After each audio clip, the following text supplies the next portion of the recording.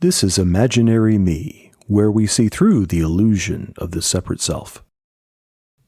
Hey everybody, it's Imaginary Me. Welcome back. A little bit of a longer form rambling content stream today.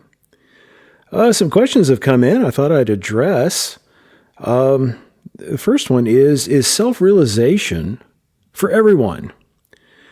Well, you have never stopped being the infinite, aware, effortless being that you are. And that's true for everyone.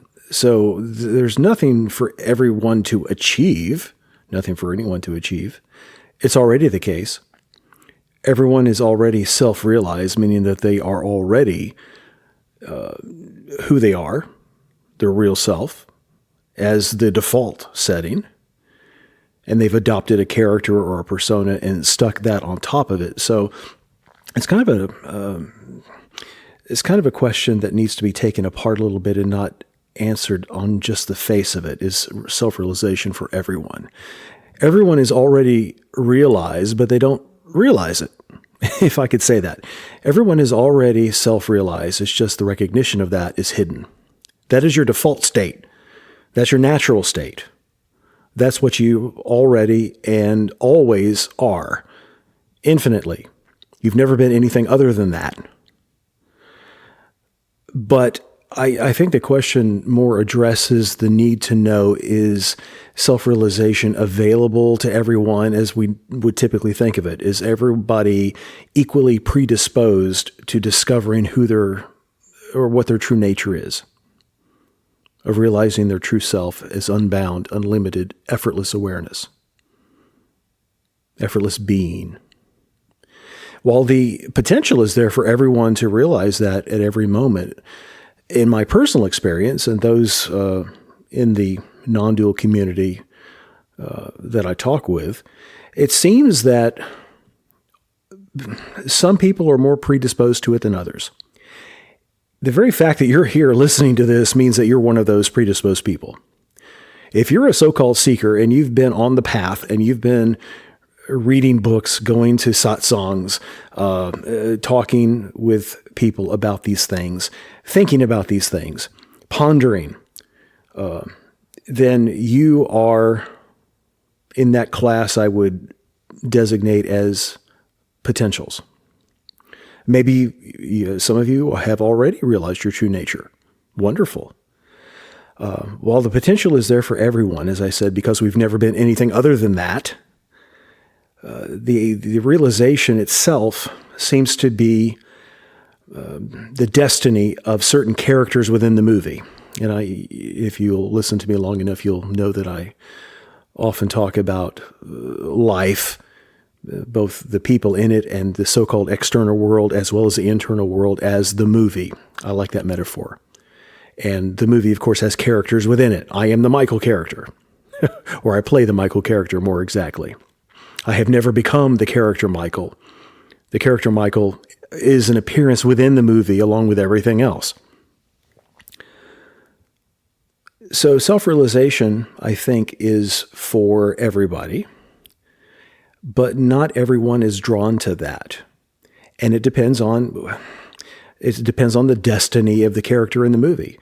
Is it the destiny of any particular character to wake up, to realize their own true nature? It depends on that character. The potential is there for everyone. And again, they've never been anything other than that. But it seems to be, from a practical standpoint, that only some of the characters are destined to wake up in the movie, to the fact that it is a movie. Now, when people wake up, when they realize their true nature, when they realize their true self of unbound, effortless awareness, that does not mean, usually, and I've never seen a case where it doesn't mean this, it usually does not mean that the character blows up in a puff of smoke. Or the character all of a sudden becomes some kind of superhero, Gandhi. You take this guy who's really intense and very extroverted, and all of a sudden he becomes very soft and meditative and rarely speaks. It doesn't happen like that. The personality, the character itself doesn't blow up when realization happens. Realization is a very peculiar thing, and it's a wide variety of experiences. It really varies depending on the individual. You look at some of the more recent famous cases, like Eckhart Tolle, a highly wound up, depressed, anxiety-ridden soul, heavily mind-dominated in the world of academia, and he's on the point of suicide, and he has a realization of his true nature, and it snaps him, and he spends the next couple of years on a park bench and kind of spaced out. If the rubber band inside that character is wound so tightly, the more tightly it's wound, the more so-called mystical experiences or profound awakening experiences will happen to that individual typically.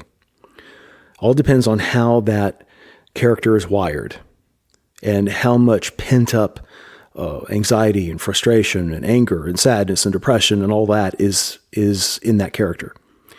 The more dark and in deep despair or anger or whatever the character is, the more powerful seeming the realization is. You take somebody else who's kind of like laid back already, and they're kind of like they've been having some little experiences here and there throughout their whole lives, and one day it just kind of dawns on them. It's like, oh yeah, that's the case. I get it.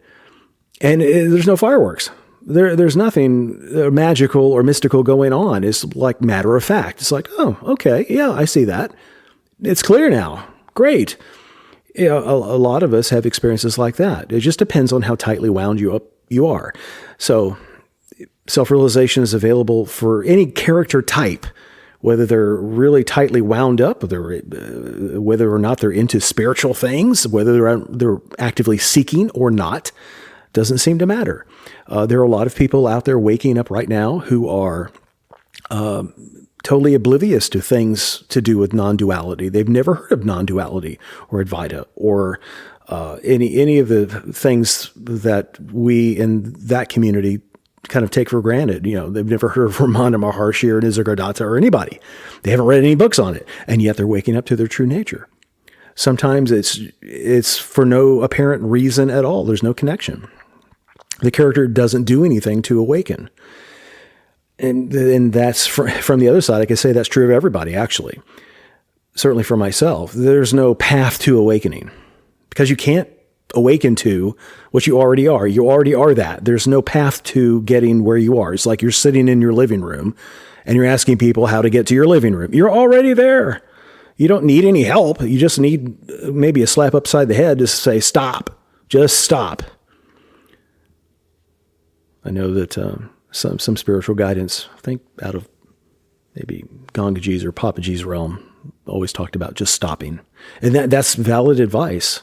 I found for myself and some others I've spoken with, it doesn't really help to say just stop because it's like, okay, then what? There's not really stopping. There's always a then what. If you truly stop, you'd be settled into it. But whether or not you'd recognize it that you've settled into it immediately is not so apparent. But self-realization is a hard thing to talk about. It really is, because it's so dynamic. It's so varied. Everyone's experience is highly individual, which is ironic because there are no individuals. The whole point of self-realization is realizing that you're not the personal self. You're not the character in the movie. You're not James or Sue or Michael or anybody else. That is an appearance within you. The fact that you realize that your nature is the awareness of all those characters, the awareness of the so-called external world, the awareness of the so-called internal world, that's self-realization. When you know yourself as awareness. And of course, after realization, we have integration, which may happen very quickly, may happen over a span of a lifetime, usually the latter. And that's a very, I found it to be a very evolutionary process. Awakening is an instantaneous process. There's no path to it. You're there. It's instantaneous. It's spontaneous. It's causeless. there's nothing you can do to make that happen. But integrating that understanding into the world of the movie, the character, that is a different ball of wax entirely. And maybe we'll tackle that in another talk, another time.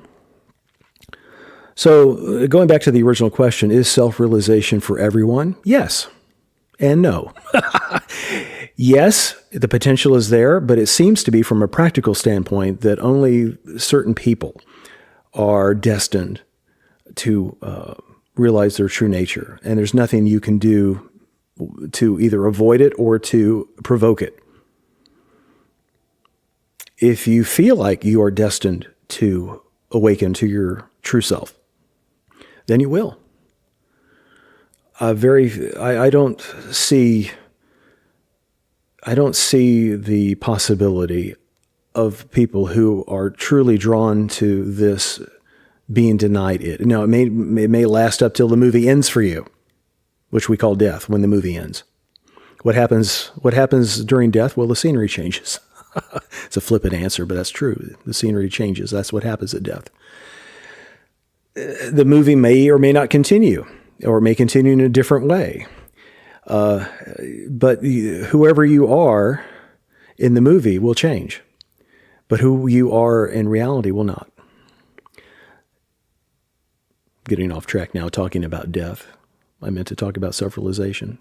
But self-realization may happen for any given individual. We don't know. It's impossible to predict, I found. Maybe there are people out there with the talent of predicting that sort of thing.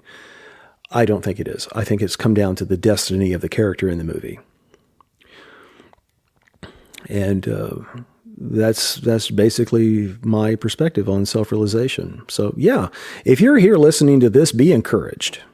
It means that you are there already. And there may be just a little push, a little hint, a little something needs to happen for you to go off the edge. Maybe you're listening to this and you're already there. Fantastic. More and more people are arriving at self-realization without any help at all.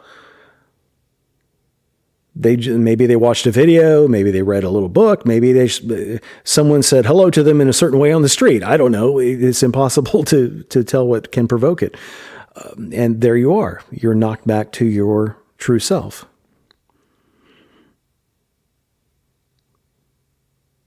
Self-realization. Well, I think that's all I'm going to talk about for the moment.